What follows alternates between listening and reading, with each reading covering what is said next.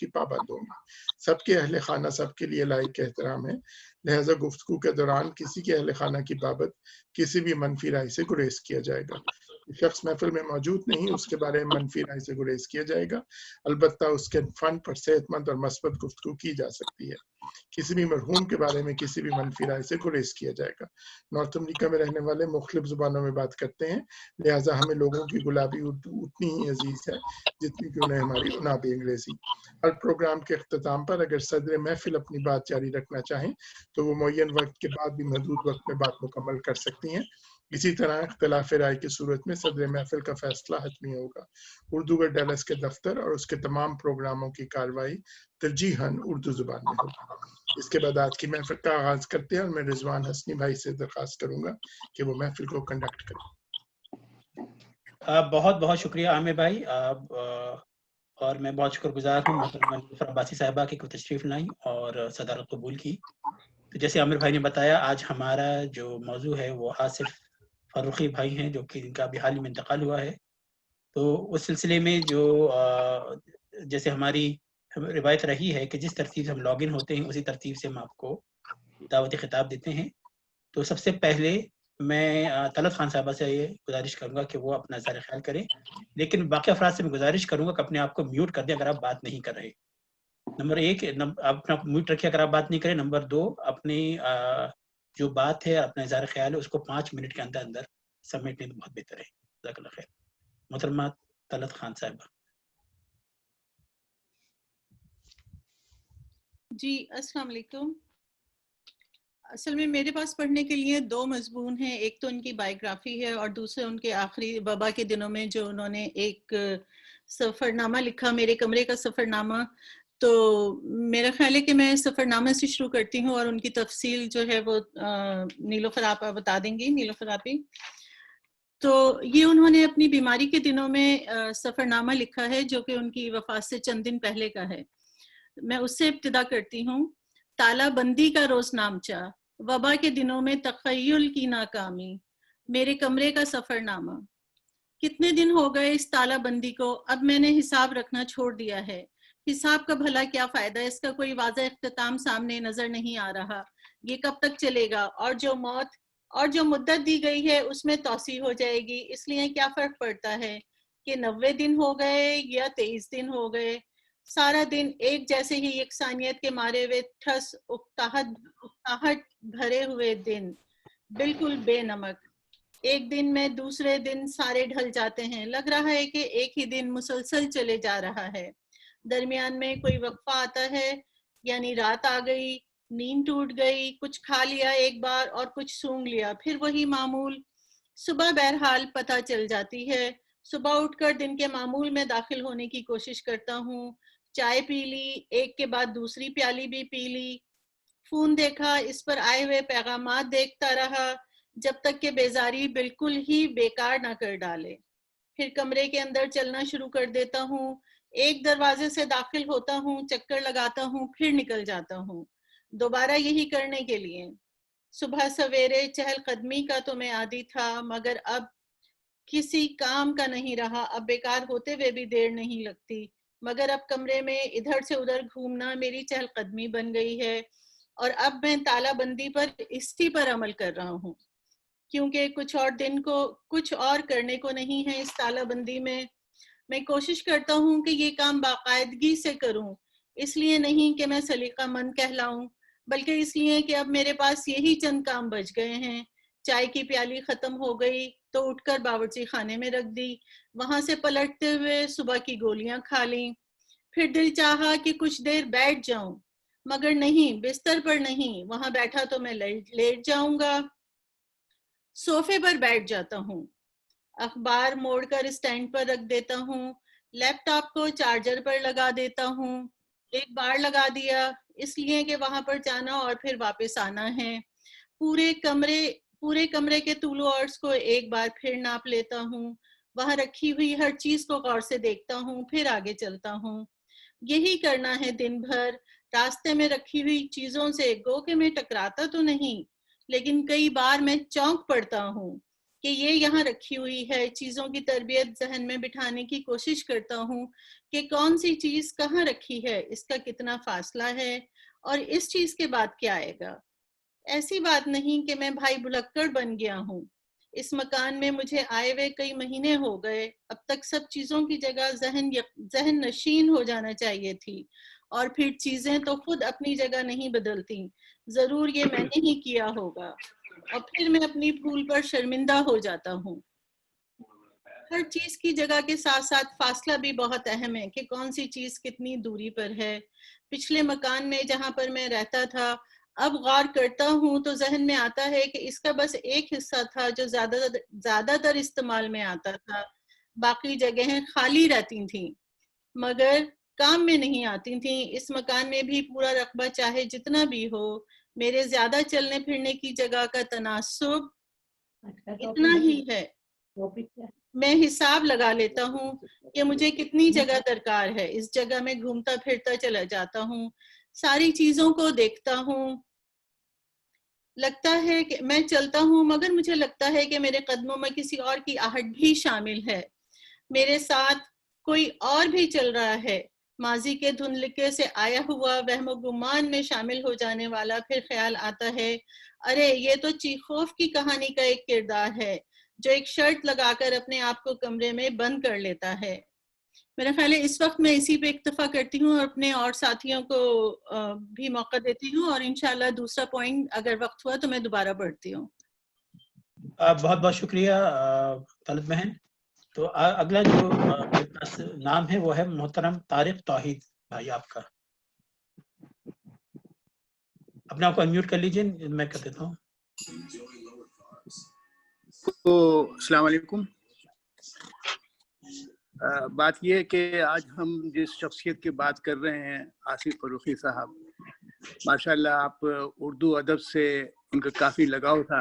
گو کہ ان کی تعلیم جو ہے وہ سائنس کی ہوئی, لیکن اس کی خاص وجہ یہ تھی کہ آپ پیشے میں ڈاکٹر ہونے کے باوجود ان کی پرورش ایک ادبی ماحول میں ہوئی. بہت سی کہانیاں لکھی, بہت سارے عالمی فن پاروں کے اردو کے ترجمے بھی کیے, لیکن ان کی جو خاص رسالہ دنیا ذات کے نام سے بھی جاری کیا, جو کہ اردو ادب کے صفحہ اول کے رسائل میں مقام ہے. جیسا کہ میں نے کہا کہ آپ کی پرورش ادبی ماحول میں ہوئی, اس کی خاص وجہ یہ تھی کہ آپ کے والد محترم اسلم فرخی اپنے وقت کے ایک مائع ناز ادیب تھے, اور ان کی والدہ محترمہ بھی ادیبہ تھیں. گھر میں کتب خانہ بھی تھا جس میں گزشتہ دور کے تمام ادیبوں اور شاعروں کی نادر کتابیں تھیں. والد اور والدہ کی خواہش کا احترام کرتے ہوئے آپ نے ڈپٹی نذیر احمد کی کتابیں پڑھنی شروع کی, اور اس قدر محظوظ ہوئے کہ دوسرے ادیبوں کی کتابوں کی سے ان کی دلچسپی بڑھتی گئی. ایک اور بات یہ ہے کہ ان کے والد نے محمد حسین آزاد پر ایک تحقیقی مقالہ لکھنے شروع کیے, اور اس تحقیقی مقالے کا یہ مطالعہ کرتے تھے جس کا اثر آصف فرخی کے سوچ میں ایک تبدیلی آ گئی, اور اپنے آپ کو اردو ادب سے اور قریب کر لیا. ایک اور وجہ ہے جو ان کو اردو ادب سے بہت قریب رکھا, وہ ان کے خاندانی اردو ادب کا ماحول تھا. آپ کے دادا اردو کے استاد تھے, بچوں کی کہانیاں لکھا کرتے تھے, بہت سی کتابوں کی اردو میں ترجمے بھی کیے ہیں. پھر ان کے چچا انور حسین صدیقی ایک مشہور صحافی اور ادیب بھی تھے. یہی گھر کا ماحول تھا, اور اس کا اثر ان کے ذہنی اثر پر نشوونما پر ہوا. اپنے طالب علمی کے زمانے کے میں جو کہ وہ انٹر وقت تھے, وہ ریڈیو پاکستان سے بچوں کو پروگرام کیا کرتے تھے, اور اسی دوران ان کی ملاقات سلیم احمد, قمر جمیل, قمر علی بدرانی سے ملاقات ہوئی, اور خاص کر حسن عسکری سے بہت ہی مرغوب تھے. آپ کی کوشش یہ تھی کہ اپنے وقت میں جتنی بھی ہو سکے اردو کو آگے لایا جائے. چونکہ ہمارے ہاں ملک میں پاکستان میں تقریباً 70 سال ہو گئے اردو ادب کے فروغ کے لیے کوئی کام نہیں کیا گیا, اور جو کچھ بھی تھا پہلے جو ایک تدریسی ماحول تھا اس کا گلا گھونٹ دیا گیا. پہلے اردو کی مضامین تھے تدریس میں, عربی تھا, فارسی تھا, لیکن جیسے جیسے وقت گزرتا گیا ان عربی کو نکال دیا گیا، فارسی کو نکال دیا گیا، اردو کو نکال دیا گیا. اردو کے شاعر حضرات تھے، شعرا جو تھے، غالب، مومن، درد، ان کے اوپر کتاب مضامین تھے، ان کی شاعری تھی، ان کے اوپر تبصرے تھے. تو ایک علمی ماحول کا آہستہ آہستہ جو ہے وہ اس کو ذبح کر دیا گیا، اور اس طریقے سے اس کو ذبح کر دیا گیا کہ وہ پنپ نہیں پائی. اور اس کے بعد کسی نے بھی کوشش نہیں کی کہ تدریس میں اس ادبی ماحول کو واپس لایا جائے. لیکن ہمارے ان جیسے حضرات جیسے اسلم فروخی صاحب تھے، یا اس دور کے انتظار حسین صاحب تھے، یوسفی صاحب تھے، اور جو دوسرے شاعر تھے، ان لوگوں نے اپنے تئیں پوری کوشش کی اور اپنے قلم کی جدوجہد سے اس کو مرنے نہیں دیا. لیکن اب ہماری ذمہ داری ہے کہ آگے بڑھ کر اس کو ہم مزید تقویت دیں اور اس کے ارتقاء کے لیے جتنے بھی ہیں ہم وہ کام کریں. پچھلے پروگرام میں جس وقت اقبال کی بات ہو رہی تھی، 3 منٹ سے 2 منٹ، 2 منٹ سے 1 منٹ ہوا اور اپنی بات کو میں پورا نہیں کر سکا. وہ اس لیے کہ یہی کہنا چاہ رہا تھا کہ تدریسی نظام جو ہے ہمارے ملک کے اندر وہ اب ختم ہو چکا ہے. اگر ہم اردو کو زندہ رکھنا ہے تو ہمیں تدریسی نظام کا ایک طریقے سے جائزہ لینا پڑے گا، اور عربی اور فارسی کو بھی اہمیت دینی پڑے گی. ہم بہت پیچھے رہ گئے ہیں، اردو کے لیے ہمیں بہت کچھ کرنا ہے. اور یہی خیال، یہی خواب ہمارے فروخی صاحب کا بھی تھا کہ علاقائی زبان کو علاقائی زبان کیوں کہا جاتا ہے، اس کو پاکستانی زبان کیوں نہیں کہا جاتا ہے، تاکہ اردو کو تقویت ملے اور اردو میں لے کے آگے بڑھیں. لیکن ایسا بیچارے نہیں کر سکے، اور یہی خواب لے کر کے ہمارے اسلم فروخی صاحب جو ہیں ان 1 جون 2020 کو چھوڑ گئے، جس کا ہمیں افسوس ہے کہ ایک ایسے شخص جو اس اردو سے بے انتہا محبت کرتے تھے وہ اب ہم میں نہیں ہیں، اور ہم ایسے لوگوں کو نہیں پا سکیں گے. بس آج کی ہم یہیں پہ ختم کرتے ہیں. وہ اللہ حافظ. بہت بہت شکریہ. ایک گزارش ہے، برائے کرم اگر آپ بات نہیں کر رہے تو میوٹ کر دیں. ہمیں سب کی آواز آ رہی ہے، کوئی ٹیسٹ کرنے کی ضرورت نہیں ہے بار بار، کیونکہ بیک گراؤنڈ نوائز جنریٹ ہو رہی ہے اور میں اس کو زبردستی مجھے میوٹ کرنا پڑ رہا ہے. تو آپ کو پلیز انمیوٹ اس وقت کریں جب آپ کو کوئی بات کرنی ہو، جب آپ کے ٹرن ہو. تو اگلی جو باری ہے ہماری صالحہ بہن کی ہے. صالحہ بہن، اب آپ انمیوٹ کر کے بات کر سکتی ہیں.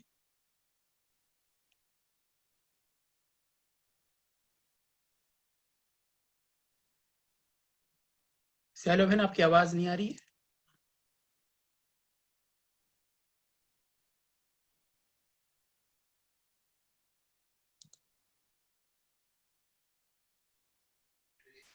ہلو جی فرمائیے. آواز آ رہی ہے؟ بالکل آ رہی ہے.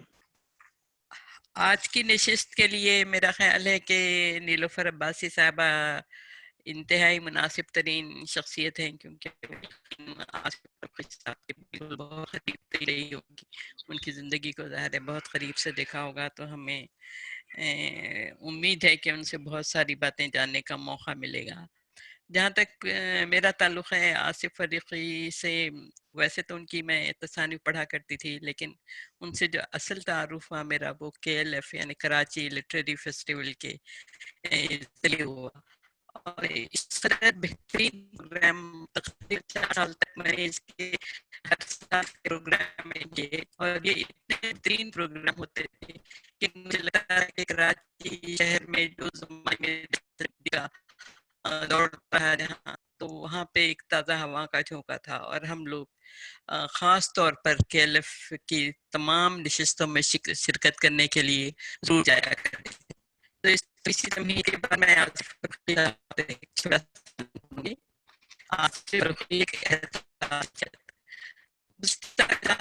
برس کے دوران اردو دنیا میں چند ایسے ہوئے جن کا تعلق کے شعبے سے تھا. ان میں سے 3 شخصیات نے خاص طور پر ایک ادیب کی حیثیت سے بھی شہرت پائی. ایک تو ڈاکٹر آصف فروخی، دوسرے ڈاکٹر حسن منظر، اور تیسرے ڈاکٹر شیر شاہ سوری.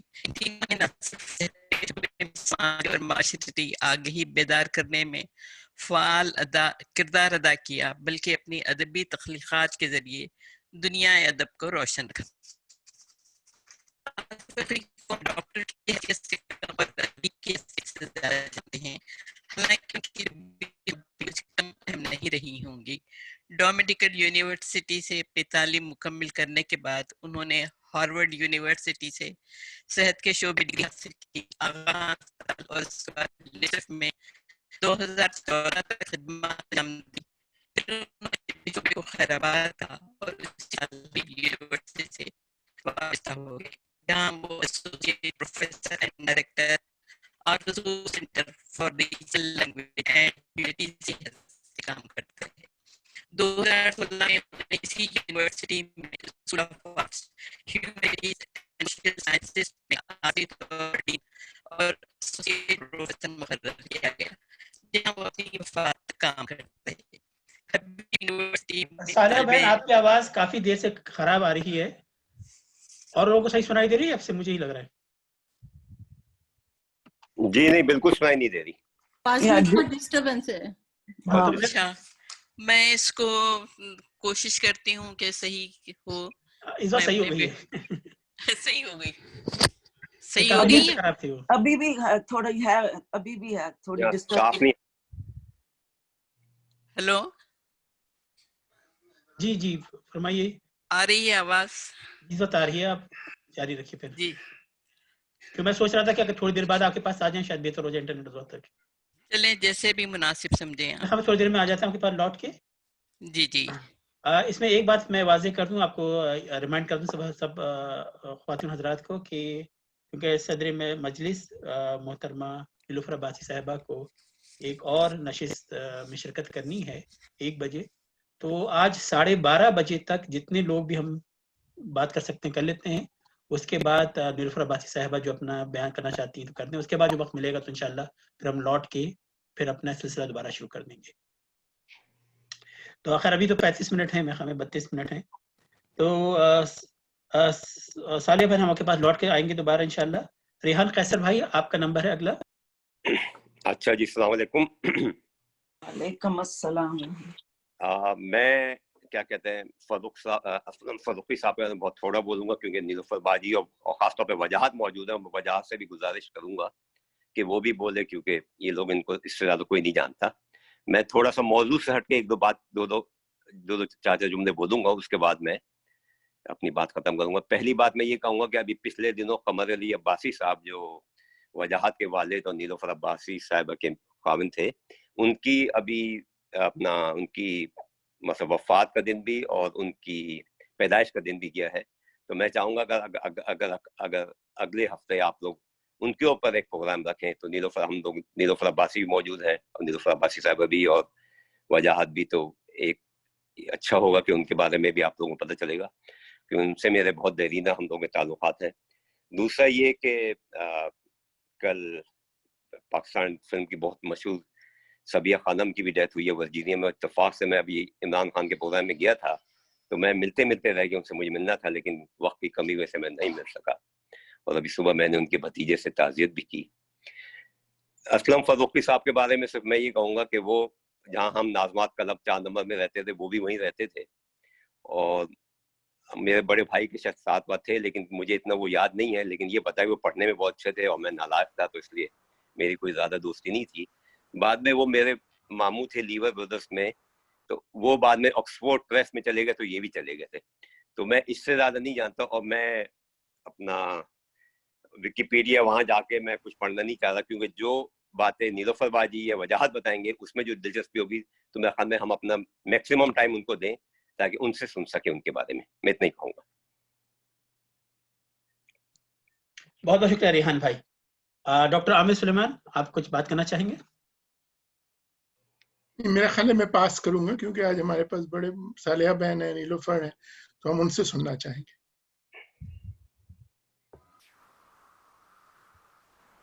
ٹھیک ہے, تو اگلا نام ہے شیریں ترنم صاحبہ آپ کا.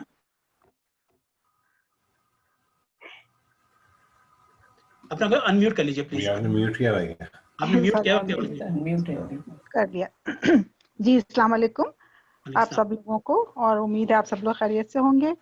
جی ویسے تو آصف فروخی صاحب کو میں بہت عرصے سے جانتی ہوں, لائک کوئی میرا خیال ہے 20-25 سال سے, کیونکہ وہ ہمارے گھر پہ آیا کرتے تھے. میری بہن جو ہے وہ خود بھی ایک شاعرہ ہیں, تو ان کی سٹنگز ہوا کرتی تھی گھر پہ اور وہ اس کا ایک لازمی حصہ ہوتے تھے. تو ان کو سننے کا دیکھنے کا موقع ملا قریب سے، لیکن میں اس وقت چھوٹی ہوتی تھی تو زیادہ ان سے کبھی بات نہیں ہو سکی، تھوڑا سا ان سے ڈر بھی لگتا تھا. لیکن یہ کہ ایک بہت ہی علمی اور ادبی شخصیت تھے اور بہت شفیق آدمی تھے. تو جہاں تک میں ان کو سمجھ سکی ہوں، ان کے بغیر میرا خیال ہے کہ کراچی کا جو لٹریری سرکل ہے وہ بہت ادھورا رہ جائے گا. اور جہاں تک میں نے اپنی بہن سے بات کری تو اس سے یہ پتہ چلتا ہے کہ کافی لوگ ان کی وفات سے شاکڈ ہوئے اور بہت زیادہ ایک ان کی کمی کو محسوس کیا جائے گا.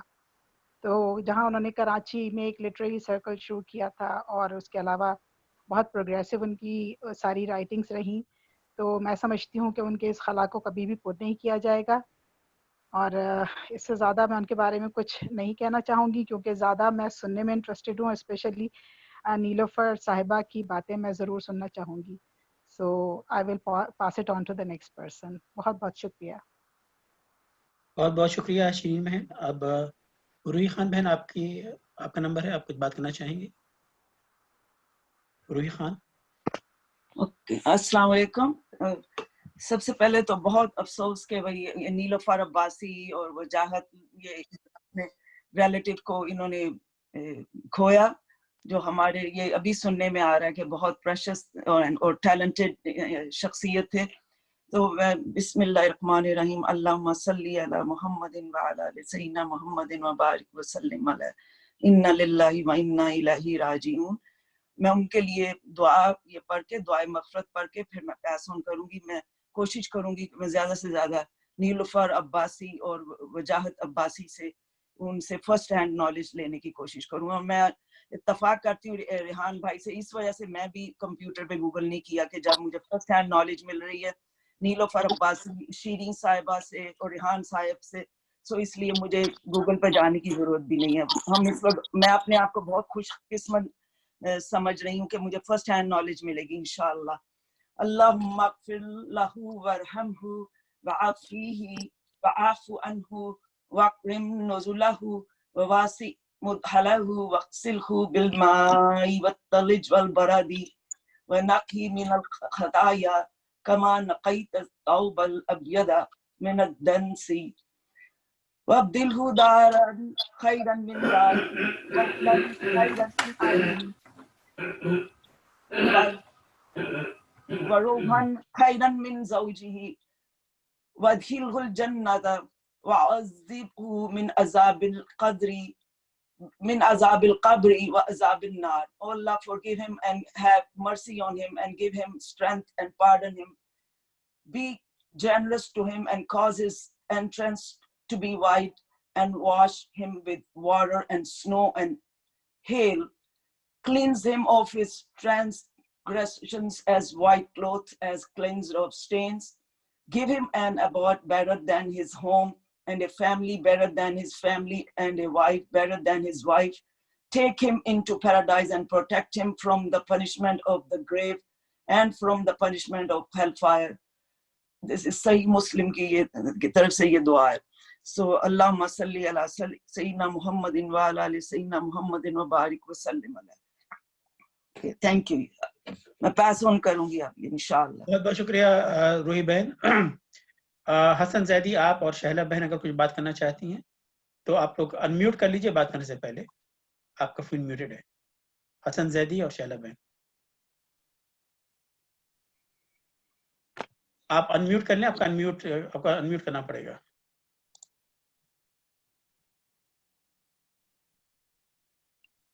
جی بس آواز آ رہی ہے؟ جی آئی.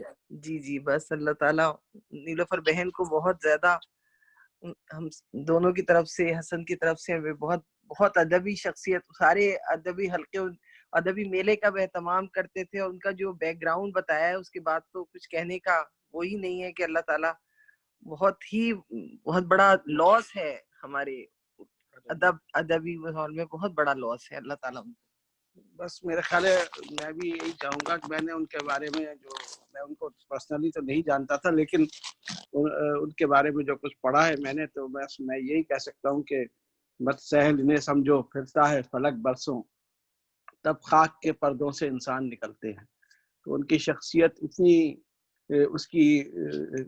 اتنی جہتیں ہیں کہ اس کا احاطہ کرنا سب کے لیے بڑا مشکل ہے. ان کے لیے ہر جگہ ہی ادبی حلقوں میں پروگرام ہوئے ہیں. اکیڈمی ادبیات پاکستان اسلام آباد اور ہندوستان میں بھی ان کی یاد میں پروگرام ہوئے. ان کی بھی میرے پاس کارروائیاں آئی ہیں, وہ میں نے دیکھی ہیں. ان سے پتہ لگتا ہے کہ کتنا بڑا کارنامہ انہوں نے اردو ادب میں انجام دیا, اور خاموشی سے اور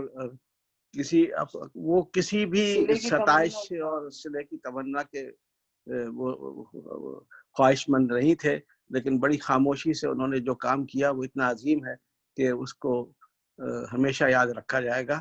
اور ہمیں چاہیے کہ اس مہم کو آگے لے کر چلیں.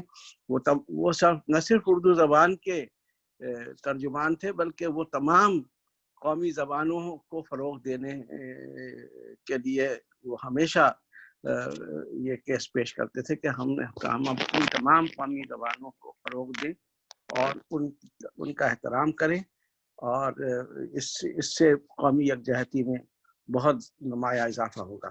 بہت بہت شکریہ. بہت بہت شکریہ شہلا بہن اور حسن زیدی بھائی, بہت بہت شکریہ آپ کا. ساریہ بہن, اگر آپ دوبارہ کوشش کرتے ہیں آپ سے بات کرنے کی اور اپنی بات میں مکمل کر لیں. آپ اپنے آپ کو انمیوٹ کریں اور جو بات آپ کریں دیکھیں اگر آپ مکمل کر سکتے ہیں ابھی.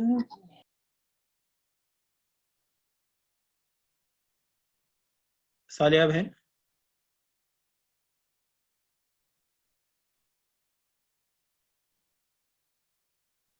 ٹھیک ہے, تو آگے چلتے ہیں پھر.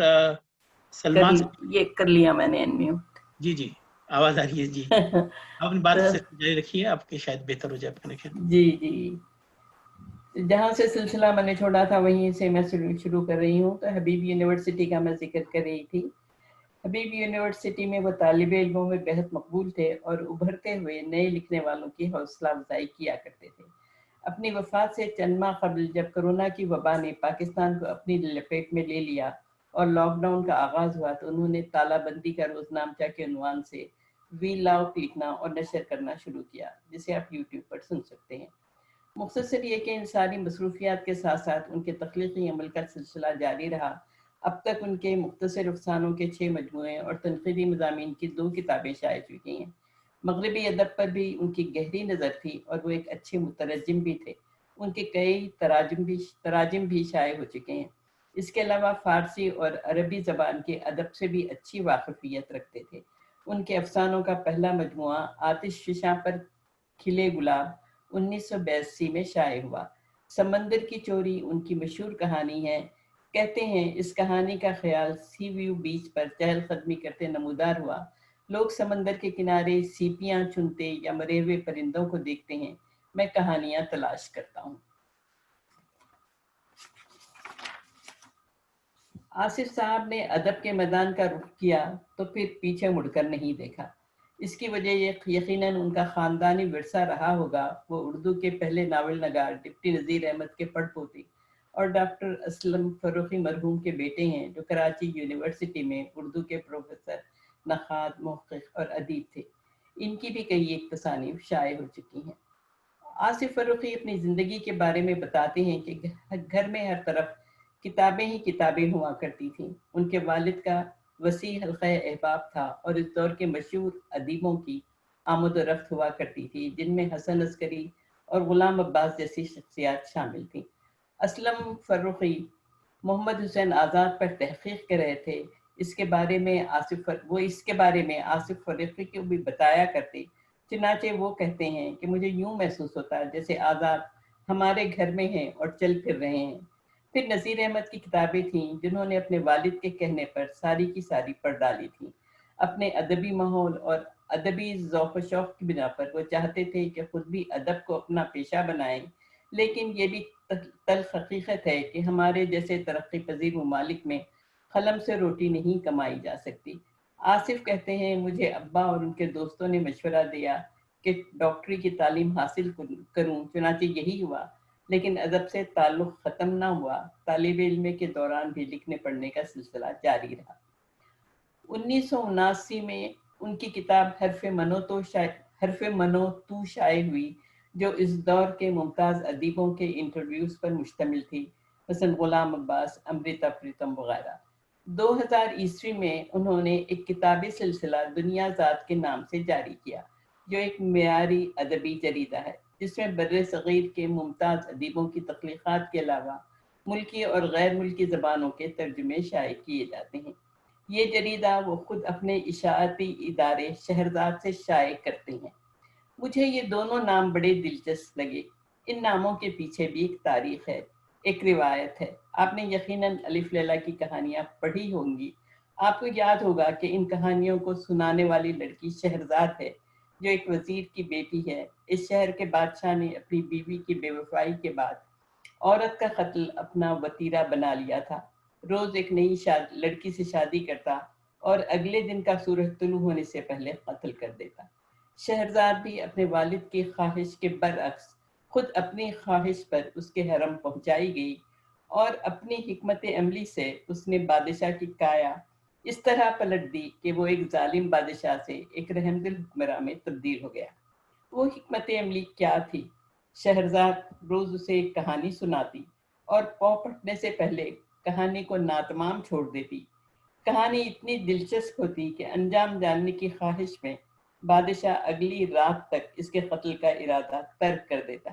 یوں شہرزاد نے نہ صرف اپنی جان بچائی بلکہ اپنی صنف کو بھی بھیانک انجام سے بچایا، اور اس سے بھی بڑی تبدیلی یہ کہ ایک جابرانہ نظام حکومت کو اس کے منطقی انجام تک پہنچایا۔ تو یہ ہے کہانیوں کی قوت جو معاشرے میں عظیم تبدیلی لا سکتی ہے۔ اور دنیا ذات کون ہے؟ شہرزاد کی چھوٹی بہن، جو روز بادشاہ کے ساتھ اپنی بہن کی کہانیاں سنتی ہے۔ تو ہم یہ کہنے میں حق بجانب ہوں گے کہ آصف صاحب کا اشاعت گر شہرزاد وسیلہ ہے، اور دنیا ذات کے قارئین ہم اور آپ ہیں جو ان تخلیقات سے فیضیاب ہو کر معاشرے میں ایک تبدیلی لا سکتے ہیں۔ آصف صاحب کی اور بھی بہت سی کتابیں شائع ہو چکی ہیں۔ شہر مادرہ 1995 میں، شاخ سے کیوں ٹوٹا 1997 میں، میرے دن گزر رہے ہیں 2009 میں۔ ان کے تنقیدی مضامین عالم ایجاد کے نام سے 2004 میں شائع ہوئے۔ اس کے علاوہ بھی انہوں نے متعدد شاعروں اور نثر نگاروں کی کلیات مرتب کی جو آکسفورڈ یونیورسٹی پریس کراچی نے شائع کی۔ میں اس ضمن میں ان کے ایک تنقیدی مضمون کا خاص طور پر ذکر کرنا چاہوں گی، جو ڈپٹی نذیر احمد کے مشہور و معروف ناول توبۃ النصوح پر ہے، جس سے خود آصف فرخی کے ادب کے تعلق سے نظریات پر روشنی پڑتی ہے۔ نذیر احمد کا یہ ناول پہلی مرتبہ 1874 میں شائع ہوا تھا، اور یہ ناول اتنا مقبول ہوا کہ بر صغیر میں اس کے متعدد ایڈیشن شائع ہوئے، لیکن ہر ایڈیشن میں اصل تحریر سے انحراف دیکھنے میں آیا۔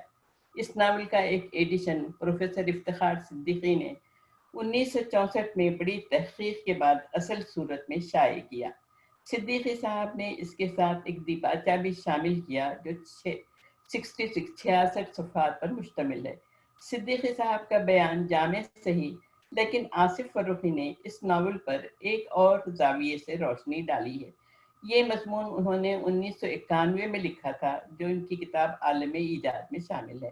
اس مضمون کا انگریزی میں ترجمہ ہوا، جسے آکسفورڈ یونیورسٹی پریس کراچی نے اپنی کلاسیکل سیریز میں شامل کیا تھا۔ آصف فرخی کے مضمون کا عنوان تھا Nasuh and Nazir Ahmad from cholera to book burning. Nasuh اور نذیر احمد ہیضے کی وبا سے کتابوں کے جلائے جانے تک۔ کہانی کی ابتدا دہلی سے ہوتی ہے، جسے ہیضے کی وبا نے اپنی لپیٹ میں لے لیا ہے۔ نصوح دلی میں رہتا ہے اور ایک عام سا مسلمان ہے۔ دینی معاملات میں اس کا رویہ ڈھیلا ڈھالا ہے۔ نصوح ہیضے کا شکار ہو جاتا ہے اور بیماری کے عالم میں خواب دیکھتا ہے کہ عالم بالا میں اس کے افعال کی باس پرس ہو رہی ہے۔ بیماری سے شفا پانے کے بعد اپنے گناہوں کی توبہ کرتا ہے اور پورے خاندان کی اصلاح کا بیڑا اٹھاتا ہے اور مبلغ دین بن جاتا ہے۔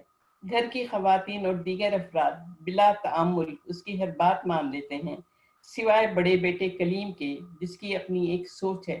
وہ بد تہذیب نہیں، لیکن بلا استدلال کسی بات کو قبول کرنے کے لیے تیار نہیں۔ کتابوں اور علوم و فنون اور موسیقی سے شغف رکھتا ہے۔ اس کے کمرے میں کتابیں ہیں، بہترین مصوروں کی تصویریں ہیں، آلات موسیقی ہیں۔ وہ ان چیزوں کا دل دادا ہے۔ نذیر احمد نے باپ اور بیٹے کے درمیان جو نظریاتی چپخلش بیان کی ہے وہ آصف فرقی کے بیان کے مطابق ان الجھنوں کی غماز ہے جو اس دور کے مسلمانوں کے ذہنوں میں موجود تھی اور آج بھی ہمارے معاشرے میں موجود ہے۔ نسو اور کلیم کے درمیان ہونے والی بحث خدامت پسندی اور روشن خیالی کے درمیان موجود آویزش کو ظاہر کرتی ہے۔ نسو جب کلیم کو خیال کرنے میں ناکام ہو جاتا ہے تو اس کی ساری کتابیں مصوری کے نمونے اور آلات موسیقی جلا دیتا ہے۔ ستم ظریفی تو دیکھیے، خود نذیر احمد کی کتاب امہات المومنین پر تنازعہ کھڑا ہوا تو مولویوں کے ایک طبقے نے خود ان کی کتابیں جلا ڈالی۔ میرے ذہن میں ایک سوال اٹھتا ہے، کیا نذیر احمد اس واقعے کے بعد نسو کے رویے پر نظر ثانی کرتے؟ یہ تو تھا ان کی تخلیقی سرگرمیوں کا ایک سرسری سا جائزہ۔ اب آئیے ایک اور پہلو سے ان کی ادبی خدمات کا جائزہ لیں۔ انہیں بجا طور پر میدان ادب کی دیو خامت شخصیت کہا جاتا ہے، کیونکہ انہوں نے کراچی جیسے شہر میں، جسے 21ویں صدی کی پہلی دہائی میں دہشت گردی کا مرکز سمجھا جاتا تھا، جہاں فرقہ واریت نے پنجے گاڑ رکھے تھے، جہاں اسٹریٹ کرائم روزمرہ کا معمول تھے، آکسفورڈ یونیورسٹی پریس کراچی کی سابقہ مینیجنگ ڈائریکٹر امینہ سید کے ساتھ مل کر اس ادبی میلے کی بنیاد رکھی، جسے ہم کراچی لٹریری فیسٹیول کے نام سے جانتے ہیں۔ اس میلے کی وسعت، اس کی گہما گہمی، ادبی ہلچل کی میں بھی ایک عینی شاہد ہوں۔ میں نے لگاتار 3 سال تک اس میلے میں شرکت کی اور بین الاقوامی سطح کے دانشوروں، ادیبوں اور شاعروں کو گفتگو کرتے سنا۔ اس میلے کی ایک مختصر تاریخ دلچسپ اور آپ کی توجہ کی مستحق ہے۔ 2009 کا سال ہے۔ امینہ سید، آکسفورڈ سابقہ managing director Oxford university press Karachi, Hindustan سے ملنے والی ایک دعوت پر جودھ پور لٹریری فیسٹیول میں شرکت کرتی ہیں۔ کراچی واپسی پر انہوں نے سوچا کیوں نہ اسی طرح کا ایک فیسٹیول کراچی میں منعقد کیا جائے۔ چنانچہ انہوں نے آصف فروخی کے ساتھ مل کر منصوبہ بندی کی اور برٹش کونسل کے تعاون سے پہلا فیسٹیول 2010 میں ڈیفنس میں واقع کارلٹن ہوٹل میں منعقد ہوا۔ پہلا میلہ 2 دن پر پھیلا ہوا تھا۔ ان 2 دنوں میں مجموعی طور پر 34 اجلاس ہوئے، جہاں مختلف موضوعات پر گفتگو ہوئی، جن میں تقریباً 35 ادیبوں، شاعروں اور دانشوروں نے شرکت کی۔ اس ایک اندازے کے مطابق اس فیسٹیول میں لگ بھگ 5000 افراد نے شرکت کی۔ دوسرا میلہ 2011 میں منعقد ہوا۔ اس میلے میں 46 اجلاس منعقد ہوئے، جس میں ہندوستان کے علاوہ بیرون ملک سے ممتاز ادیبوں، شاعروں، دانشوروں کے علاوہ مختلف شعبۂ زندگی سے تعلق رکھنے والے فنکاروں نے شرکت کی۔ مقبولیت کا اندازہ اس بات سے لگایا جا سکتا ہے کہ مجموعی طور پر 10,000 عوام نے اس میں شرکت کی۔ باوجود اس کے کہ اس بار بھی یہ میلہ کارلٹن ہوٹل میں منعقد ہوا تھا، جہاں تک عام لوگوں کی رسائی بڑی مشکل تھی۔ مقبولیت کا یہ عالم تھا کہ 2012 میں جب تیسرا سالانہ میلہ منعقد ہوا تو ایک اندازے کے مطابق شرکاء کی تعداد 15,000 تھی۔ 2013 میں یہ میلہ بیچ لگژری ہوٹل میں منعقد ہوا تو شرکاء کی شرکت کا ریکارڈ ٹوٹ گیا۔ میلے میں مجموعی طور پر 50,000 افراد شریک ہوئے۔ ہم بھی اس زوم کا حصہ تھے۔ پارکنگ بڑا مسئلہ تھی۔ اندر داخل ہونے کے لیے کافی لمبا راستہ طے کرنا پڑا تھا۔ اس ادبی میلے کی خصوصیت یہ تھی کہ اس کے اجلاسات انگریزی اور اردو دونوں زبانوں میں ہوتے تھے۔ میلے کی کوئی ٹکٹ نہ تھی۔ مدعو کیے جانے والے ادیبوں، دانشوروں کو کوئی معاوضہ نہیں دیا جاتا تھا، البتہ ان کی ٹکٹ اور قیام اور طعام کا بندوبست میلے کے منتظمین کی جانب سے کیا جاتا تھا۔ اس میلے کے انعقاد کا مقصد کیا تھا، اس کی وضاحت کرتے ہوئے ڈاکٹر آصف فروخی کہتے ہیں، ابتدا میں ہمارا مقصد یہ تھا کہ عوام میں پڑھنے کے کلچر کو فروغ دیا جائے اور ان لوگوں کو ایک پلیٹ فارم فراہم کیا جائے جو ادب اور کتابوں کے بارے میں گفتگو کرنا چاہتے ہوں۔ دوسرے یہ کہ بیرون ملک کراچی شہر کو ایک حد درجے خطرناک شہر کے طور پر پیش کیا جا رہا تھا۔ ہم اس امیج کو تبدیل کر کے ایک پرامن شہر کا درجہ دلانا چاہتے تھے، جس میں ہم بڑی حد تک کامیاب ہوئے۔ یہ ادبی میلہ اب بھی جاری ہے، لیکن غالباً 2016 کے بعد اس کی انتظامیہ میں تبدیلی آئی جب امینہ سید آکسفورڈ یونیورسٹی سے علیحدہ ہو گئیں۔ امینہ سید اور آصف فروخی نے اس کے بعد ادب میلے کا آغاز کیا جو گزشتہ 2 سالوں سے منعقد ہو رہا ہے۔ آصف فروخی تو داغ مفارت دے گئے۔ غالب کے شعر پر میں اپنے مضمون کا اختتام کرتی ہوں، کیا تیرا بگڑتا جو نہ مرتا کئی دن اور۔ شکریہ۔ بہت بہت شکریہ صالحہ بہن۔ اب میں گزارش کروں گا جناب سلمان صدیقی صاحب آپ سے، آپ اپنے گزار خیال کیجیے۔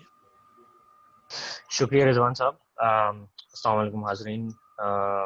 صالحہ نے بہت اچھا مقالہ پیش کیا اور میں بھی بس پاس کروں گا یہ کہہ کے کہ میں اس مقالے کے بعد کچھ زیادہ ایڈ نہیں کر سکوں گا، اور میرے خیال سے ہمیں زیادہ سے زیادہ ٹائم محترمہ نیلوفر عباسی کو دینا چاہیے۔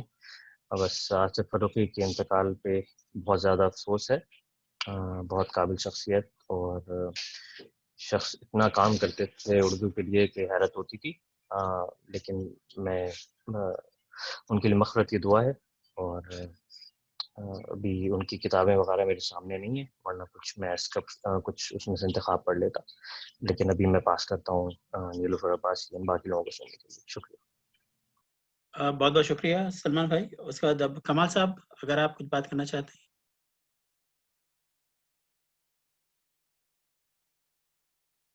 میرا خیال میں ڈراپ ہو گئے، نظر نہیں آ رہے کمال صاحب۔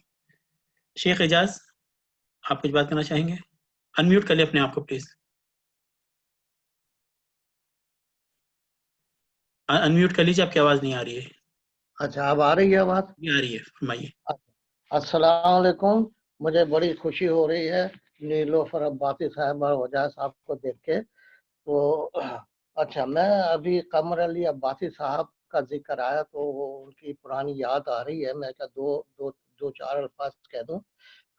یہ عالمی اردو کانفرنس میں ہماری ملاقاتیں ہوتی تھیں، تو ان کا قمر علی عباسی صاحب کا نام سفر نامے کو ادبی رنگ دینا، یہ سب سے بڑا کارنامہ ہے۔ بہرحال میں تھوڑی سی میں چاہوں گا کہ نیلوفر عباسی صاحبہ سے زیادہ سے زیادہ سنیں، اس لیے تھوڑے سا میں بیان کرنا چاہ رہا ہوں۔ اس میں شک نہیں کہ گلشن اردو کی آبیاری اہل سخن کے ہاتھوں ہوتی ہے۔ وہ نہایت جافشانی سے اپنے تخیلات کو عوام کے سامنے پیش کرتے ہیں اور داد پاتے ہیں۔ ان سخنوروں میں بے شمار شہرت کی بلندیوں پر پہنچ جاتے ہیں، لیکن کچھ ایسے دانشور بھی ہیں جو کارہائے نمایاں انجام دیتے ہیں، لیکن ان کی شہرت محدود رہتی ہے اور عام پبلک ان کے کارناموں سے آگاہی حاصل نہیں کر پاتی۔ آصف فروخی ان میں سے ایک ہے۔ پاکستان وہ واحد ملک ہے جہاں اردو کو سرکاری زبان ہونے کا شرف حاصل ہے۔ اس کی سرزمین اردو کے چاہنے والوں سے بھری پڑی ہے۔ اسی سرزمین کا ایک شہر کراچی ہے جو ماضی میں دیبل کے نام سے جانا جاتا تھا۔ محمد بن قاسم نے اسی دیبل کی بندرگاہ پر مسلمان عورتوں کی بے حرمتی کا بدلہ دیا تھا۔ کراچی ایک صنعتی شہر ہونے کے ساتھ ساتھ ایک ادبی شہر بھی ہے، جہاں اہالیان سخن اردو کی ترویج اور ترقی میں ہمہ مصروف ہے۔ فنون لطیفہ سے تعلق رکھنے والے ہوں یا تحقیقی کارہائے نمایاں ادا کرنے والے ہوں یا دوسری زبانوں کو اردو میں ڈھالنے والے ہوں، ان میں سے بیشتر کا تعلق کراچی سے ہی رہا ہے۔ آصف فروخی کی خدمات نہ صرف پاکستان کے لیے قابل فخر ہیں بلکہ بیرون ملک بھی قدر کی نگاہ سے دیکھی جاتی ہیں۔ حکومت پاکستان نے ان کے خدمات کے صلے میں تمغہ امتیاز سے نوازا۔ وہ چند دن قبل ہم سے بچھڑے ہیں، اس لیے جدائی کا غم ابھی تازہ ہے۔ دعا ہے کہ اللہ ان کو اپنے جوار رحمت میں جگہ دے اور پسماندگان کو صبر جمیل عطا فرمائے، آمین۔ شکریہ۔ بہت شکریہ شیخ اعجاز صاحب۔ فرحین آپ کچھ بات کرنا چاہیں گے؟ السلام علیکم۔ میں بس تمام ادب دوست لوگوں سے تعزیت کروں گی آصف فروخی کے انتقال پر، اور میں بس پاس کروں گی، نیلوفر عباسی صاحبہ بات کر سکتی ہیں انشاءاللہ۔ السلام علیکم۔ اچھا، تو اس کے بعد ابھی ہنا خالد آپ کچھ بات کرنا چاہیں گے؟ अनम्यूट करके बात कर सकती हैं आप।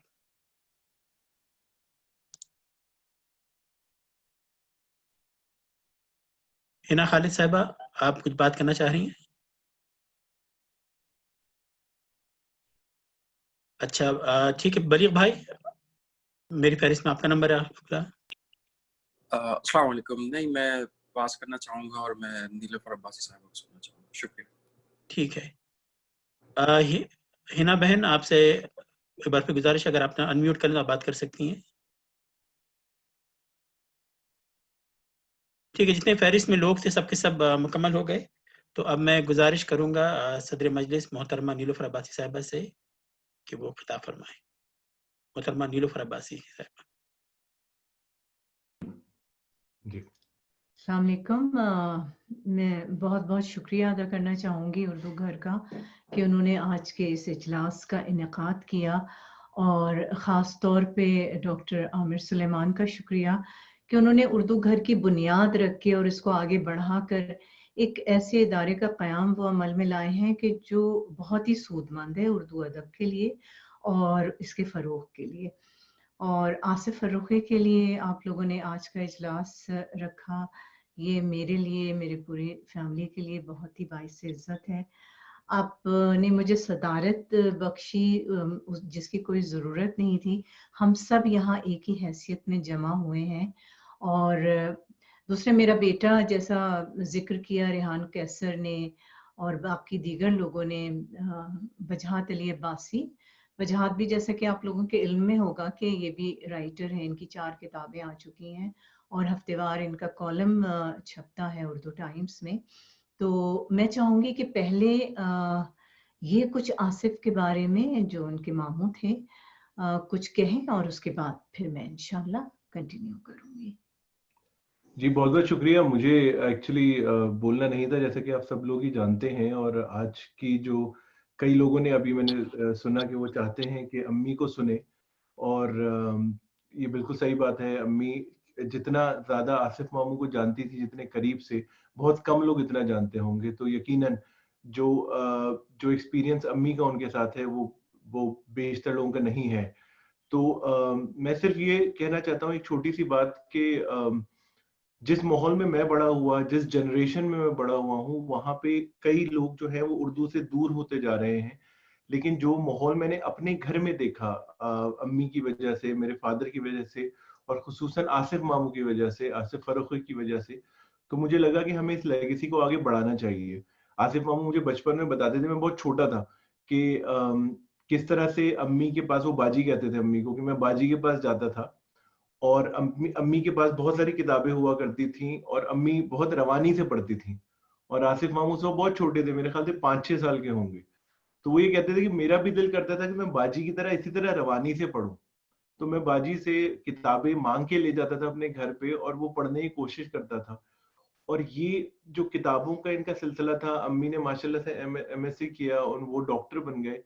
लेकिन ये जो उनकी एक इन आपस में बहन भाई की जो किताबों के ऊपर बातचीत थी, वो उसी तरह से ग्रो करती गई, जिस तरह से मतलब वो 5 साल 6 साल की उम्र में जिस तरह इन्होंने किताबों को पे डिस्कशन करना शुरू किया, वो हमेशा जारी रहा।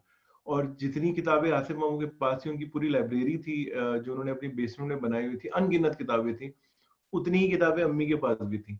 तो मेरे ख्याल से मैं 16 साल से लिख रहा हूँ इस वक्त, और उसका एक मेन जो रीजन है वो ये है कि मैं चाहता था कि मैं भी कहीं ना कहीं उस लेगेसी का हिस्सा बन सकूं, जिस लेगेसी का हिस्सा अम्मी हैं और आसिफ मामू थे। दी ओनली थिंग इज कि आसिफ मामू बहुत जल्दी चले गए। सबका वक्त मुकर्रर है। हमारे जो आसिफ मामू के फादर थे, वो माशाल्लाह 93 साल की उनको उम्र अल्लाह ने दी और उन्होंने बहुत काम किया। लेकिन मुझे लगता है कि आसिफ मामू का बहुत सारा काम रह गया, पीछे रह गया। और ऐसा नहीं है कि वो सिर्फ अपने लिए काम कर रहे थे, वो आगे आने वाली जनरेशन्स को उर्दू का जो मैसेज देते, बहुत सारे लोग शायद ये नहीं जानते हैं कि उनकी वो इस तरह की क्लास एक लेते थे हबीब यूनिवर्सिटी में, जहां उन जो बच्चे उर्दू में ज्यादा स्ट्रॉन्ग नहीं थे या वीक थे, और उसमें जो स्टूडेंट्स थे उनको वो इतना इंटरेस्टिंग करके उर्दू पढ़ाते थे کہ وہ لوگ بہت ایک بڑی تعداد میں اس کلاس میں شامل تھے اسٹوڈنٹس. میرا اتفاق ایسا تھا کہ 1 سال پہلے ایک انہوں نے لائیو سیشن کیا تھا میرے ساتھ جس میں ان کی پوری کلاس بیٹھی ہوئی تھی حبیب یونیورسٹی کی, اور آصف ماموں نے مجھ سے کہا کہ تم کیونکہ ان کی جنریشن سے قریب ہو, تم ان کو بتاؤ, ان سے کنیکٹ کرو کہ کیسے اردو لکھو اور اردو کو آگے بڑھاؤ.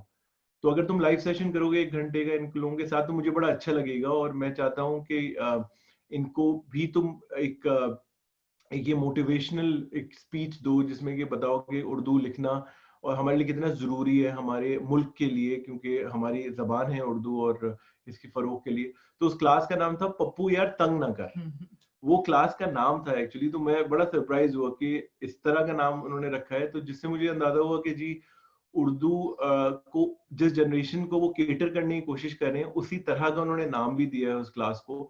اور وہ کلاس بہت زیادہ ایکسائٹیڈ تھے. جتنا میں نے اپنے دور میں بھی جب میں یونیورسٹی کالج میں تھا پاکستان میں نے کسی کو اردو کے لیے اتنا ایکسائٹیڈ ہوتے دیکھا نہیں جتنا آصف ماموں کی کلاس میں نے بچوں کو دیکھا.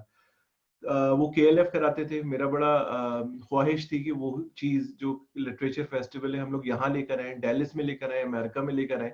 یہی بات ہم کر رہے تھے ابھی دسمبر میں جب ہم جنوری 5 کو یہ بات کر رہے تھے ایکچولی جب میری ان سے لاسٹ ملاقات ہوئی تھی.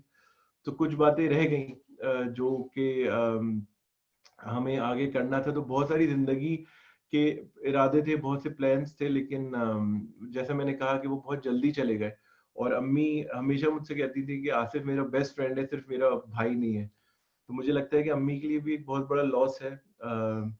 اور میرے والد کی ڈیتھ اینیورسری مئی 31 کو ہوتی ہے اور آصف ماموں کی جون 1 کو. تو وہ یہ 2 دن بیک ٹو بیک امی نے 2 ایسے لوگوں کو لوز کیا جو امی کی لائف میں بہت اہم تھے. تو میں آپ سب سے یہ کہنا چاہتا ہوں ان کے لیے دعا کریں, اور ہم لوگوں کو جو کام انہوں نے بیچ میں چھوڑ دیا ہمیں کوشش کرنی چاہیے کہ اس کو آگے بڑھائیں. میں ایک بار پھر آپ سب کا شکریہ ادا کروں گی کہ آپ لوگ جتنے بھی یہاں موجود ہیں سب نے آصف کے لیے بہت اچھا بولا, اور صالحہ صاحبہ نے بہت ڈیٹیلڈ ان کے جو ان کا کام تھا, جو ان کا مقام تھا اس کا تعین کیا. اور میں ان لوگوں کا بھی شکریہ ادا کروں گی جنہوں نے میرے لیے وقت کو اپنے لیے مختصر کر کے مجھے اپنا وقت دیا. تو بہت بہت شکریہ ان سب چیزوں کے لیے. اچھا, میں بہت ساری باتیں تو ان کے متعلق ہو گئیں, میں بالکل ایک ذرا سے الگ اینگل سے بات کروں گی. میرا چونکہ کبھی میرا سگا بھائی کوئی نہیں ہے, میرے سارے کزنس ہیں, اور ان میں جو ہے وہ سارے کزنس مجھ سے بہت زیادہ محبت کرتے ہیں اور بالکل اپنی سگی بہن کی طرح ہی انہوں نے کنسیڈر کیا. اور یہی حال آصف کا تھا. تو ہم لوگ صرف کزنس نہیں تھے, ہم دوست بھی تھے, اور بچپن بھی ہمارا بڑا اس کا بچپن ساتھ ساتھ گزرا. دوسرے ہمارا کالج بھی سیم تھا, DJ سائنس کالج میں اس نے بھی داخلہ لیا, اور بڑا خوش تھا وہ اس دن کہ دیکھیں نیلو باجی آج میں بھی DJ کا اسٹوڈنٹ ہو گیا, کیونکہ DJ کالج کا اسٹوڈنٹ ہونا ویسے بھی بڑے آنر کی بات ہوتی تھی. تو میں نے ایک مضمون لکھا جو ابھی اردو ٹائمز میں چھپا ہے, جو نیو یارک اور کینیڈا وغیرہ سے نکلتا ہے اخبار, آپ لوگوں کی نظر سے گزرا ہوگا. تو میں وہ مضمون پڑھ دیتی ہوں, اور اس کا نام ہے, عنوان ہے اس کا, موت آئی تو مر جاؤں گا. آخری روزہ تھا, آصف کا فون آیا, کیا کر رہی ہیں نیلو باجی, چاند رات اور عید کا کیا پروگرام ہے. کیا پروگرام آصف, اس کرونا وائرس نے تو دنیا ہی الٹ پلٹ کر دی ہے, ایسی دوریاں پیدا کر دی ہیں جن کا گمان بھی نہ تھا. ہم لوگ بہت دیر تک گزری چاند راتوں اور عیدوں کا ذکر کرتے رہے, وہ دن کہ جب ہر ہفتے کی شام میرے نانا نانی کے گھر سب جمع ہوتے. ماشاءاللہ ان کے 5 بیٹوں اور 3 بیٹیوں کے خاندان. پیر الہی بخش کالونی کے گھر کے اس آنگن میں کرسیوں کے ساتھ ساتھ چارپائیاں بھی بچھی ہوتی. حالات حاضرہ اور ادب سے لے کر پرانے خاندانی قصے, کہانیاں مزے لے لے کر دہرائے جاتے. ہم عمر کزنز لوڈو کھیلتے تو کبھی کیرم بورڈ بچھا کر بیٹھ جاتے. عموماً ہر کوئی اپنے اپنے گھر سے کوئی نہ کوئی ڈش بنا کر لاتا اور اس طرح زبردست ڈنر کا اہتمام ہو جاتا. رات گئے تک گپ شپ ہوتی اور پھر کچھ لوگ نانا کے گھر ہی پر رک جاتے، جیسے میں، میری ممی، میں اور چھوٹی بہن. چھوٹی خالہ کی فیملی اور باقی اپنے اپنے گھروں کو رخصت ہو جاتے. ہم لوگ مطلب رک جاتے تھے، چھوٹی خالہ اور میری ممی اور بہن، اور باقی اپنے اپنے گھروں کو رخصت ہوتے. بڑے ماموں ممانی یعنی ڈاکٹر اسلم فروخی اور ان کی بیگم چلے جاتے، مگر ان کا بیٹا آصف رک جاتا، اس شوق میں کہ رات کو نیلو باجی کہانیاں سنائیں گی، وہ کہانیاں جو آصف نے اپنی دادی اور میں نے نانی سے کئی بار سنی تھی. صبح ہوتے ہی نانی روغنی روٹیاں اور آملیٹ کا ناشتہ تیار کرتی اور ہم ریڈیو پر حامد میاں کے ہاں سنتے. یہ اس وقت مقبول ترین پروگرام تھا جو کہ کراچی کے کم سے کم ہر گھر میں سنا جاتا تھا. صبح 8 بجے ہر اتوار کو. میں ڈیلس امریکہ میں تھی اور آصف کراچی میں، لیکن ہم لوگ یادوں کا خزانہ اس طرح کھنگال رہے تھے جیسے آمنے سامنے بیٹھے ہوں. ہم لوگ اکثر ڈھیروں باتیں کرتے، یہ یقین دلاتے کہ 7 سمندر بیچ میں حائل ہو کر بھی رشتوں میں دوری نہیں پیدا کر سکتے. اچھا نیلو باجی، عید پر کال کروں گا، اپنا خیال رکھیے گا. یہی وہ جملہ تھا جو میں نے آخری بار آصف کے منہ سے سنا. 1 جون 2020 یعنی ابھی پیر کی صبح عذرا ترمذی جو آصف کی خالہ کی بیٹی ہیں اور واشنگٹن میں رہتی ہیں، ان کا فون آیا، آصف چلا گیا، وہ اب نہیں رہا. یہ 7 لفظی جملہ ایسا تھا جیسے کسی نے بم پھاڑ دیا ہو. یہ کیا کہہ رہی ہو؟ کیا یہ کنفرم خبر ہے؟ جی بالکل کنفرم ہے، یہ کہہ کر اس نے روتے ہوئے فون بند کر دیا. آصف، تم تو اکثر سفر پر نکل جاتے تھے، دور دور کے ملکوں کے سفر، یورپ، امریکہ، افریقہ، مگر یہ کیسے سفر پر نکل گئے کہ جہاں سے واپسی نہیں ہوتی؟ ڈوبتے ابھرتے ہیولوں میں ایک دبلا پتلا گورا چٹا ذہین لڑکا سامنے آ کھڑا ہوا. آصف جینیس تھا. جینیس بنتے نہیں پیدا ہوتے ہیں. میٹرک میں پوزیشن لی تھی کراچی بورڈ میں، اس کی مٹھائی. پھر انٹر میں فرسٹ کلاس فرسٹ پوزیشن لی، اس کا کیک. ارے مٹھائی کیک تو ہم لے کر آتے، تم کیوں لائے ہو؟ کیونکہ آپ کو ہی تو دیکھتے ہوئے مجھے پڑھنے کا شوق ہوا، وہ سارا کریڈٹ مجھے دینے لگتا. یہ اس کی سعادت مندی تھی. اللہ تعالیٰ نے جس ذہانت اور یادداشت سے اسے نوازا تھا، بہت کم لوگوں کو میسر ہوتی ہے. اول پوزیشن اس نے اپنے تمام تعلیمی کیریئر میں برقرار رکھی. ہارورڈ یونیورسٹی جیسے ادارے نے اسکالرشپ دیا، جاب آفر کی، آکسفورڈ، NYS، جاپان کی یونیورسٹیوں میں لیکچرز، چین کے دورے. دنیا کا کون سا کونا تھا جہاں آصف نے یونیسیف اور آغا خان میڈیکل یونیورسٹی کی نمائندگی پبلک ہیلتھ میں نہیں کی.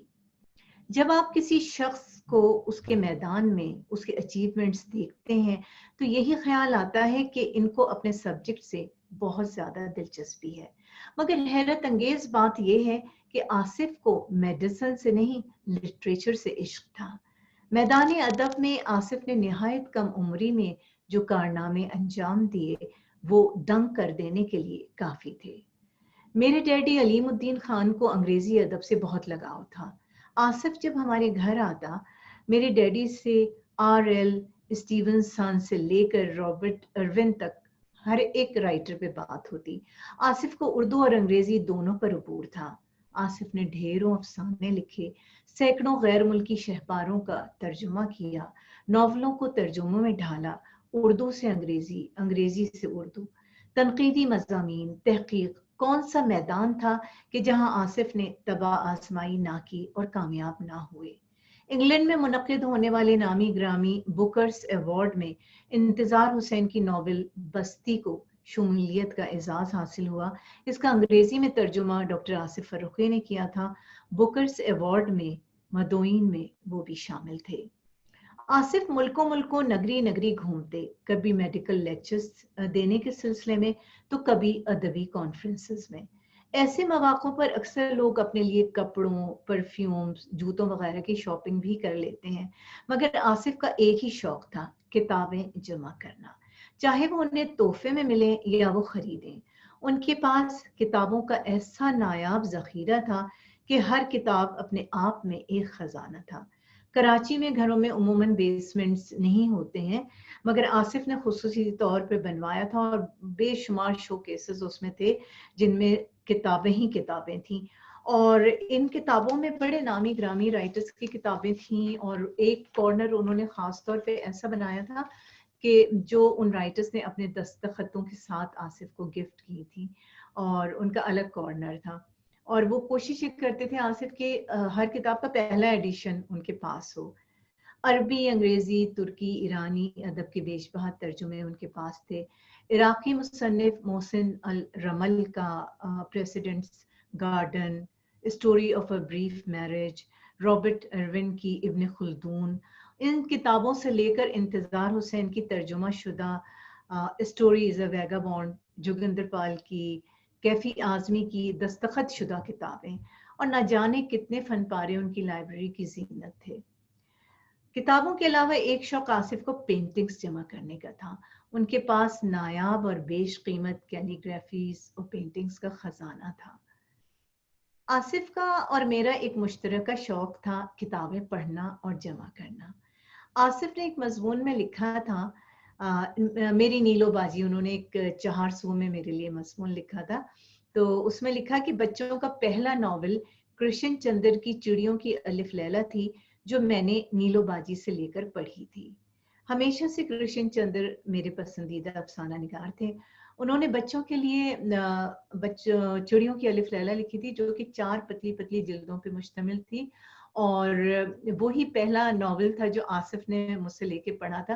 تو ایک دفعہ بات ہو رہی تھی، میں نے کہا آصف مجھے بڑا افسوس ہے کہ وہ جو ناول ہے اس کا وہ میرے پاس سے کھو گئی، کیونکہ موو ہوئے ادھر سے ادھر ادھر، تو حالانکہ میں کتابیں بہت سنبھال کے رکھتی ہوں، مگر وہ اس کے مجھے کھو جانے کا بڑا افسوس ہے، کیونکہ وہ میری زندگی کا پہلا ناول تھا، اور آصف کی زندگی کا بھی وہ پہلا ناول تھا۔ آصف انہی دنوں پھر گئے کرشن چندر پہ، ایک کانفرنس منعقد ہو رہی تھی دہلی میں، اور ان کی کتابوں کی نمائش بھی تھی، تو وہ وہاں گئے، اور جب وہ واپس آئے تو مجھے اتنی ایک کہنا چاہیے کہ خوشی زیادہ ہوئی اور حیرت اس سے کم ہوئی کہ وہ میرے لیے چڑیوں کی الف لیلا کی جلد لائے تھے، جو کہ وہاں چھپی تھی، اور اس نمائش میں وہ کتاب رکھی تھی، اور انہوں نے اپنی بہت ہی خوبصورت ہینڈ رائٹنگ ان کا تھا، ڈاکٹر آصف فروخی کا۔ اور میرے جو بڑے ماموں تھے ڈاکٹر اسلم فروخی، اگر آپ لوگ ان کا ہینڈ رائٹنگ دیکھتے تو وہ بالکل ایسے جیسے موتی جڑے ہوتے ہیں اس طرح سے، تو اور آصف کا بھی اتنا ہی پیارا ہینڈ رائٹنگ تھا، تو اپنے بہت ہی خوبصورت ہینڈ رائٹنگ میں بہت پیار کے ساتھ انہوں نے لکھ کے دیا کہ اپنی پیاری نیلو باجی کے لیے، جن سے میں نے پہلی بار یہ کتاب لے کر پڑھی تھی، چڑیوں کی الف لیلا، تو وہ کتاب اب میرے لیے اور بھی ایک خزانے سے بھی بڑھ کے حیثیت رکھتی ہے۔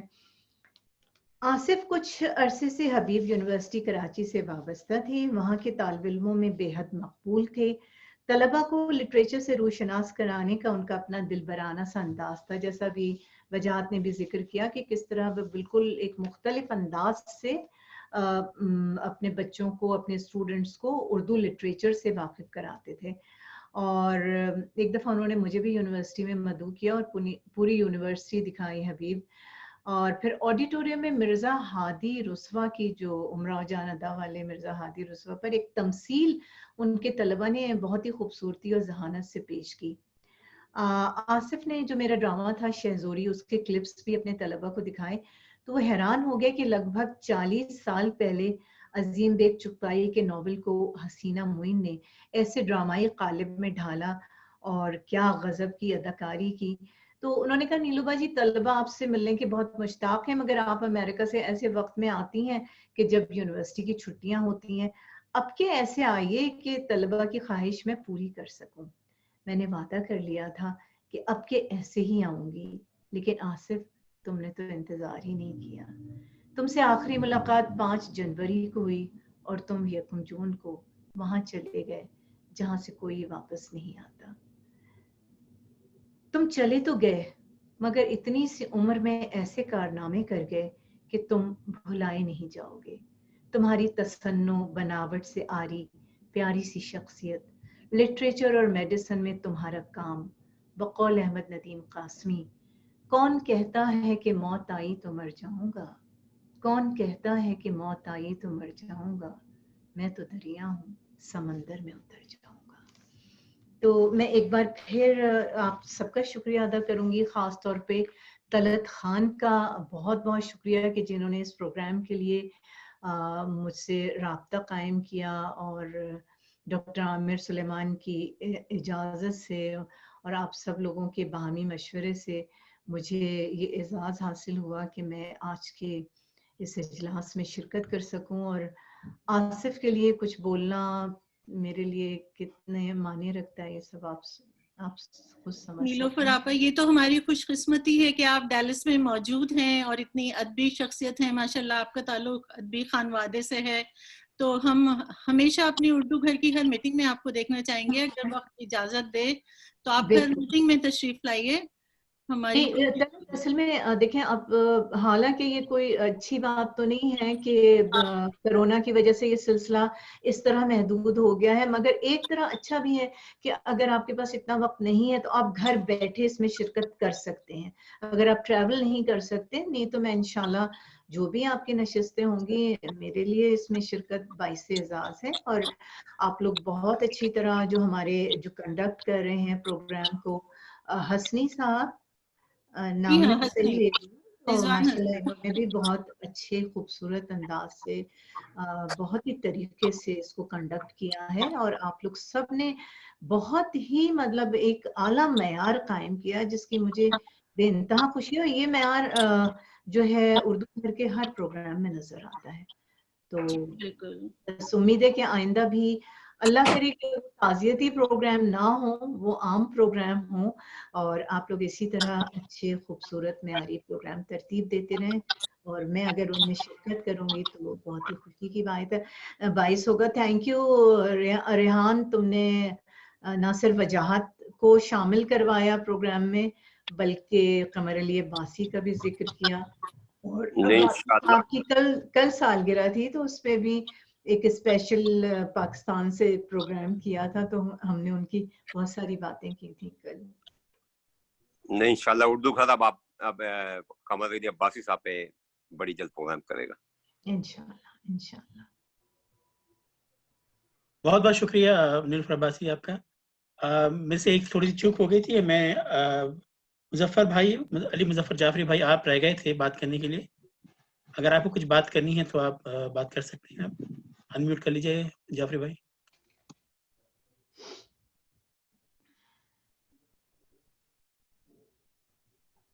मुजफ्फर जाफरी भाई, अगर आपको कोई बात करनी है तो अनम्यूट करके बात कर सकते हैं।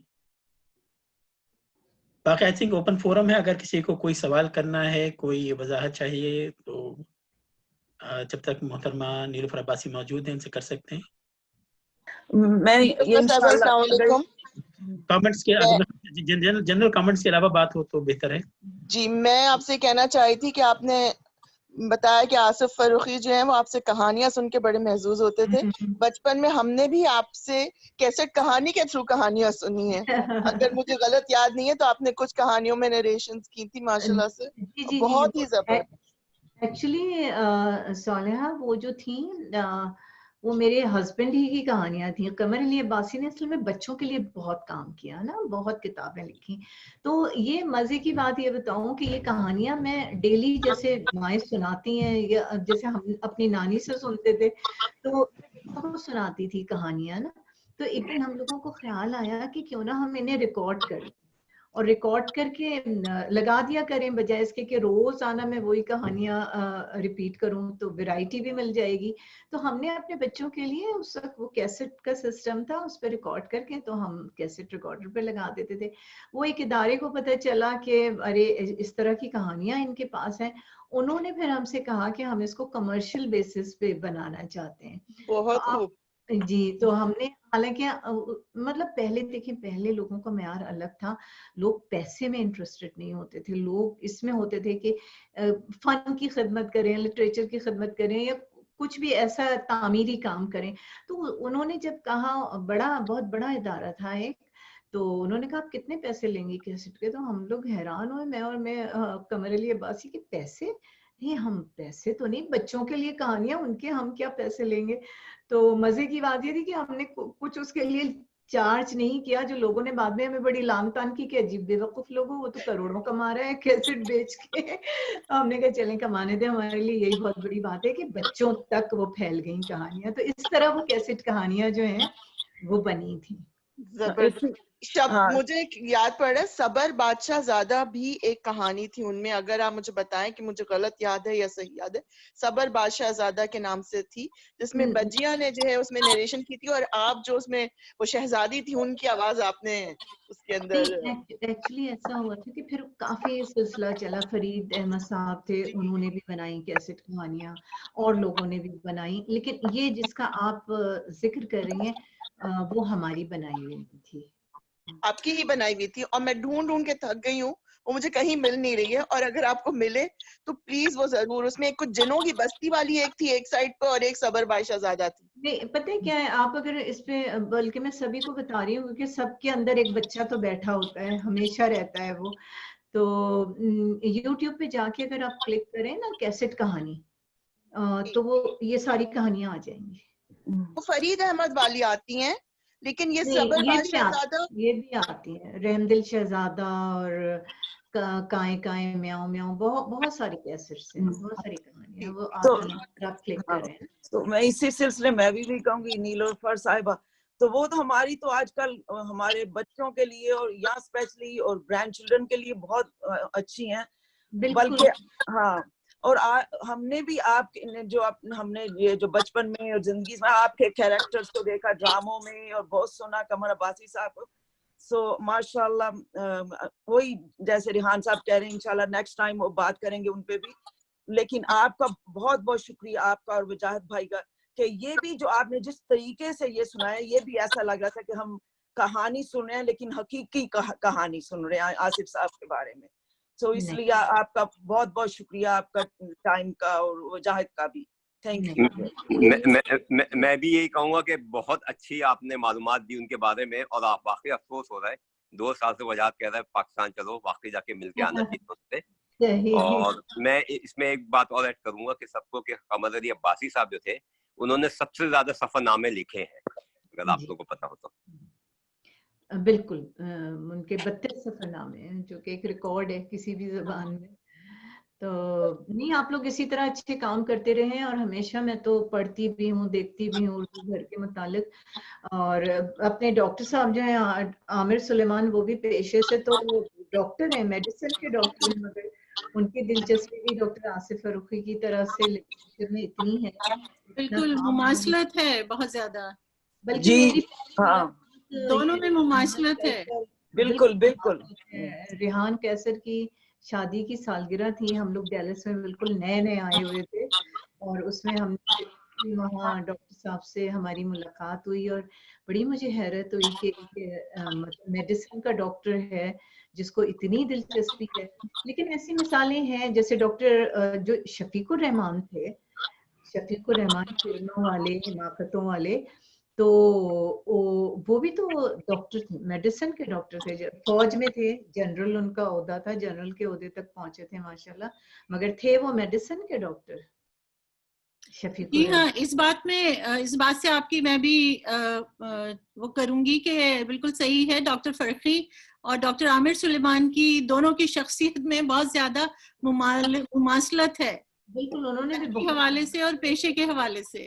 मैं समझती हूँ कि डॉक्टर आमिर सुलेमान को अपने साथियों के साथ जो आसिफ फरूखी का काम है उसको आगे बढ़ाना चाहिए, क्योंकि मेरे ख्याल में बहुत डिजर्विंग है आपकी टीम, जो कि दिल से काम करती है, तो आपको बिल्कुल बढ़ाना चाहिए। बढ़ाने से मुराद ये कि जाहिर बात है कि नई नई चीजें सामने लाएं, खासतौर पे यंगर जनरेशन है को अट्रैक्ट करें उर्दू अदब की। इतना जखीरा है उर्दू अदब में, हर लिटरेचर में होता है, हर जबान में ये जखीरा मौजूद है, मगर ख़ास तौर पे और वो फैमिलीज जो यहाँ आके सेटल हो गई हैं, जिनके बच्चों को इतना मौका नहीं मिलता है उर्दू से रोशनास होने का, तो उनके लिए तो ये बहुत बड़ा काम है। बहुत बड़ा काम है। तो इंशाल्लाह साहिबा नीलूफर जी, एक सवाल था नीलूफर साहिबा आपके लिए। बहुत बहुत शुक्रिया, आपने अपनी याददाश्तें शेयर की। थोड़ा सा ज़ाती नौयत का सवाल है कि क्या आसिफ फरूकी के अलावा कोई और उनके भाई बहन में से कोई लिटरेचर की तरफ नहीं आया? क्योंकि जाहिर बात है उनके वालिद इतने बड़े राइटर्स असलम फरूकी साहब का काम और उनसे हम सब वाकिफ हैं, तो उनके अलावा उनको कोई बहन भाई नहीं आया लिटरेचर? आसिफ का तो देखें सिर्फ एक भाई है जो इंजीनियर है, उसने एनआईटी से इंजीनियरिंग की है, उसका कोई शौक लिटरेचर में नहीं है। बाकी एक और मेरी खाला का बेटा है डॉक्टर काशिफ, वो भी डॉक्टर है, वो भी मेडिसिन का डॉक्टर है, उसको काफी है, उसे काफी शौक है लिटरेचर का।